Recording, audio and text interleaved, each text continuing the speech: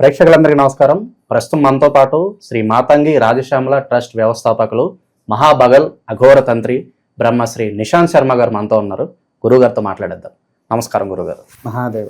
గురుగారు, జూన్ మాసంలో సింహరాశి వారి పరిస్థితి ఎలా ఉండబోతుంది? ప్రజెంట్ గ్రహస్థితి ఎలా ఉంది? ఎలాంటి జాగ్రత్తలు రెమెడీస్ చేసుకుంటే సింహరాశి వారికి బాగా కలిసి వస్తుంది అంటారు గురుగారు? సింహరాశి వారికి ఈ జూన్ మాసంలో అత్యంత అద్భుతంగా ఉంది. కాకపోతే కొన్ని విషయాల్లో మాత్రము పక్కవారి యొక్క సలహా తీసుకోకుండా మాత్రం వెళ్ళకూడదు.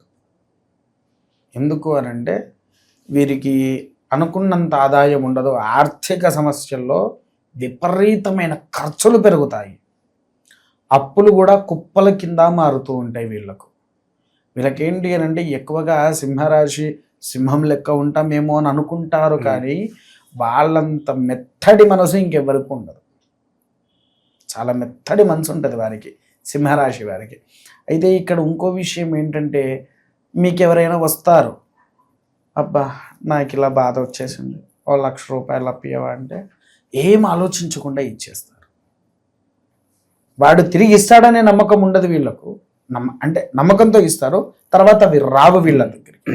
ఎంత ముతుక్కున్నా కూడా అవి వచ్చే అవకాశం కూడా లేదు. వీళ్ళు ఏ పని చేస్తున్నా ఆచి తూచి అడుగు వేసుకుంటూ పోవాలి. ఎందుకు అనంటే ఈసారి వీళ్ళకు ఉన్నంత ఖర్చు ఏ రాశి వారికి లేదు. దుబారా ఖర్చులు ఎక్కువ అవుతాయి. ఏదైతే వద్దంటామో అదే కావాలి నాకు అని పట్టుదలతో కూడా కూర్చుంటారు. విన్నారా? ఇప్పుడు చిన్న చాక్లెట్ కావాలంటే పర్లేదు కొనియొచ్చు అని అనుకున్నాం, మరి ఆ చాక్లెట్తో వదిలిపెట్టారు.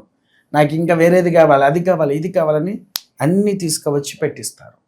ముఖ్యంగా భర్తలకు సింహరాశి భార్య ఉంటే గనక ఈసారి వాళ్ళకు పడ్డాయి తిప్పలు. ఏవో గొడవలు అంటారా? గొడవలు కాదు, ఖర్చులు పెట్టిస్తారు భార్య. నాకు అది కావాలి, ఇది కావాలి, ఇవి తీసుకురా, అవి తీసుకురా అని లేనిపోని ఖర్చులన్నీ పెట్టిస్తుంది. పెట్టించిన తర్వాత మళ్ళీ ఏం తెలియదు దాని లెక్క కూర్చొని ఉండాలి. అంటే ఇంకో చిన్న ఎగ్జాంపుల్ చెప్తా. పొరపాటున ఇలా మనం టూర్ పోదామా అని చెప్పేసి అన్నామే అనుకో, ఇప్పుడు నడుస్తున్న ఈ జనరేషన్లో ఉండే ఆడవాళ్ళు ఎలా సీరియస్గా తీసుకుంటారు. మేకప్ కావాలి. అవును, మెయిన్ మేకప్ కావాలి, కొత్త బట్టలు. ఇక వాళ్ళకున్న బట్టలు సరిపోవని చెప్పేసేసి భర్తను బయటికి తీసుకుపోయి లేనిపోని బట్టలన్నీ కొనిపించుకొని తీసుకొని వెళ్తారు. ఇలాంటి దుబారా ఖర్చులు ఎక్కువ పెట్టిస్తారు. దానివల్ల పాపం వాళ్ళకి తెలవకుండా ఒక అప్పులో కూడిపోతూ ఉంటారు. విన్నారా? తర్వాత రెండోది ఏంటి అని అంటే, బంధువులతో చిన్న చిన్న సమస్యల వల్ల అవి పెద్ద గొడవలుగా మారుతాయి. చిన్న చిన్న సమస్యలే పెద్ద గొడవలుగా మారుతాయి. కాకపోతే వీళ్ళకు మనసు సంతోషపడే ముఖ్యమైన ఘట్టాలు ఏవి అని అంటే, పాత మిత్రులు కలిసే అవకాశాలు ఉన్నాయి. పాత మిత్రులు కలిసే అవకాశాలు 100కి 100 ఉన్నాయి. ఆ ఒక్క విషయంలో వీరికి సంతోషము తప్ప మిగిలిన అన్ని విషయాలలో వీరికి చెడు ఫలితాలే బాగా కనిపిస్తాయి. ముఖ్యంగా రాజకీయవేత్తలను ఒకవేళ మోసం చేసేవారు ఎవరైనా ఉన్నారా అంటే వారి ఇంటి వారే అని చెప్పవచ్చు. సింహరాశి వారికి రాజకీయ వ్యవస్థలో ఉండేవారు ఎవరైనా ఉన్నారు అని అంటే, ఒకవేళ వారు దెబ్బతిన్నారు అంటే పాపం వాళ్ళ ఇంటి వాళ్ళు చేస్తున్నారు అనేది ఆ ఇంటి వాళ్ళకు తెలియదు, వీళ్ళకు తెలియదు. అవును. ఒకవేళ పిల్లలు ఉన్నారు, ఆ పిల్లలు ఏం చేస్తారే, మా నాన్న ఎమ్మెల్యే తెలుసా అని వాళ్ళ పరువులు తీసేస్తూ ఉంటారు. ఈ యొక్క విషయంలో పిల్లల్ని జాగ్రత్తగా ఉంచుకోండి. వారి వల్ల మీకుండేటువంటి రాజకీయవేత్తలకు మీ యొక్క రెప్యుటేషన్ పోతుంది తప్ప వేరే ఏమీ లేదు. అంతా పర్లేదు, బాగానే ఉంది. ఆరోగ్య సమస్యల్లో వచ్చేసేసి మెడ నరాలును భుజానికి సంబంధించిన వ్యాధులు బాగా వస్తాయి.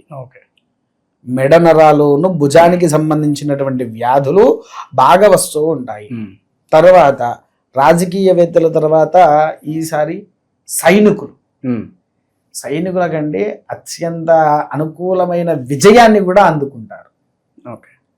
సైనిక రంగంలో రక్షక భటుల్లో ఉండేటువంటి వారు యోగ్యతననేటువంటిది కాపాడేవారు.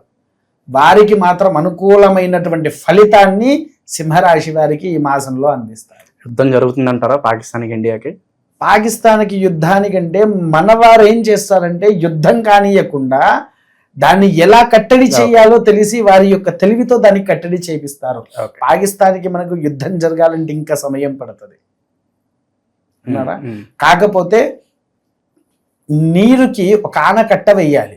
ప్రవహించే నీరుకి ఆనకట్ట వేస్తే ఏమైపోతుంది? ప్రవహించకుండా ఆగిపోతుంది. అలాంటి ఆనకట్టలు వేస్తారు మన సైనికులు. సైనిక రంగానికి జోహార్లు చెప్పే మాసమే ఈ జూన్ మాసం. విన్నారా? తర్వాత రెండవది వచ్చేసేసి విద్యార్థులకి ఏంటి అంటే వారికి అనుకూలమైనటువంటి పరిస్థితి రాదు. వారు చాలా ఆచితూచి వ్యవహరించాలి. ముఖ్యంగా ట్యూషన్స్ అనేటువంటివి ఉంటాయి చూసారా, అక్కడికి వెళ్ళి ఇంకా శ్రద్ధతో చదవాలి. అంత శ్రద్ధ చూపించి చదివితేనే వారికి సకల యోగ్యత అనేటువంటిది వస్తుంది. తర్వాత విద్యార్థుల తర్వాత మనం సినీ రంగంలోకి ఉన్నాం. సినీ రంగం వారికి ఏంటి అని అంటే ఈసారి అనుకూలమైనటువంటి పేరు వారికి రాదు. ఇదివరకు ఎంతో శక్తిగా ఎన్నో మంచి సినిమాలు లేకపోతే షూటింగ్స్ అవి ఎన్నో చేసిన వారు ఉంటారు కదా, వారికి కూడా చిన్న చిన్న వాటి వల్ల విఫలమయ్యి వారికి ఉండే రెప్యుటేషన్ పోతుంది. ఇప్పుడు పరిస్థితి ఎలా ఉందంటే గురుగారు, పేరు రాపోయినా పర్లేదు, కాంట్రవర్సీలు ఇరుక్కోకుండా ఉంటే చాలు అన్నట్లుగా ఉంది. అదే చెప్తున్నా, వారికి రెప్యుటేషన్లు దెబ్బతింటూ ఉంటాయి. ఆ రెప్యుటేషన్ దేనికి? ఈ సినీ రంగంలో ఉండేవారు ఎక్కువగా డ్రగ్స్ కి అలవాటైన వాళ్ళు చాలా మంది ఉన్నారు. వాటి వల్ల వీళ్ళు దొరికే అవకాశాలు ఉన్నాయి ఈ మాసంలో. తర్వాత ఇంకొకటి కూడా ఏంటి అని అంటే ఆ డ్రగ్స్ అనేది కాకుండా ఇప్పుడు రీసెంట్ గా కొంతమంది బెట్టింగ్ యాప్ లో దొరికారు. అలాంటివి కూడా ఇంకొంతమందికి జారే అవకాశం అయితే ఉంది. అనుకోని విధంగా రక్షక భటుల్లో కారాగృహంలోకి వెళ్ళే అవకాశాలు ఉన్నాయి. దాన్ని వారు ఒకవేళ రక్షించుకోవాలి అనుకుంటే సింహరాశి వారు ముఖ్యంగా చెయ్యాల్సినటువంటి విధి ఏంటి అనంటే దుర్గాదేవి ఆరాధన చేయడం వలన వారికి అత్యంత అద్భుతమైన ఫలితాలు వస్తాయి.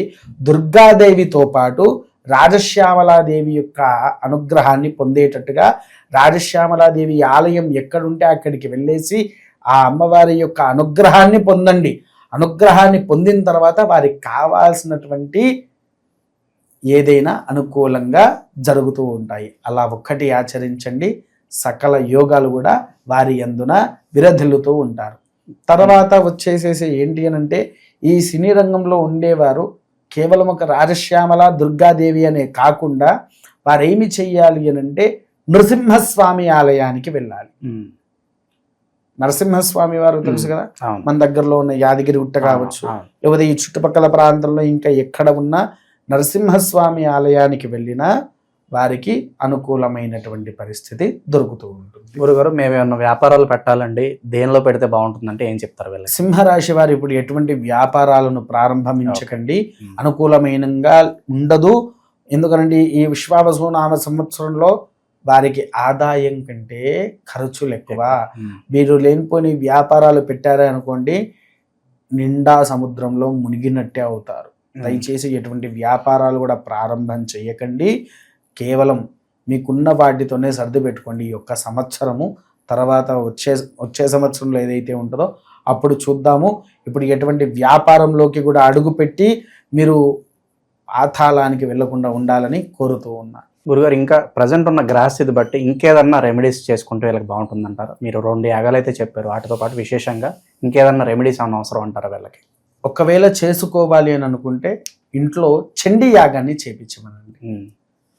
ఇంకా ఏదైనా ఉంటే కనుక వారికి ఇంకా మనసుకి వారికి తగిన ఫలితం రాకపోతే చండీ యాగము చేపిస్తే మంచి ఫలితం అనేటువంటిది లభిస్తుంది వారికి. దానివల్ల సకలంగా అనుకూలంగా వారికి అన్ని రకాలుగా వర్తిస్తుంది. ఎందుకనంటే అమ్మలను కన్నా అమ్మ చండీ పరదేవత. ఆ అమ్మవారి యొక్క యాగం ఇంట్లో జరిగిందనుకోండి, దరిద్రాలు తొలగుతాయి మనకు. అది కూడా సోమవారమా మంగళవారమా అలా కాదు, అమావాస్య రోజు మాత్రమే చండీ యాగం చేయించండి ఇంట్లో. ఆ అమావాస్య రోజు జరిగినటువంటి చండీ యాగానికి మనకేమన్నా చెడు శక్తులు ఇంట్లోకి రావు. అటు శని కానీ నవగ్రహ దోషాలు కానీ ఏదున్నా సంపూర్ణ నివారణ అనేటువంటిది మనకు జరుగుతూ ఉంటుంది. సో ఓవరాల్గా జూన్ మాసంలో సింహరాశి వారికి ఏ విధంగా ఉండబోతుందో మీ మాటల్లో చాలా అద్భుతంగా వివరించారు గురుగారు. ధన్యవాదాలు. మహాదేవ.